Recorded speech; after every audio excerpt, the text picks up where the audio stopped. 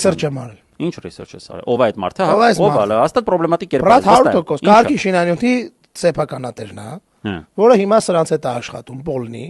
Ուստեղ մեր համակիրներից մեկը ասում է, որ այո, ինադու են արել։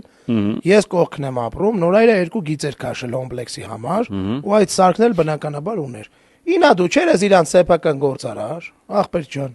Այս մեր Նորայրի միջոցով խփում է Սամվել Կարապետյանին։ Այսինքն փաստացի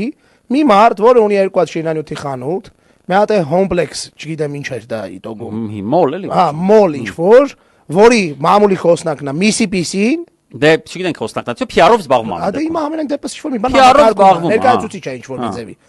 Այս մարդու հետ պայմանավորվել են, որ ախպեր ջան, այսինքն այս մարդը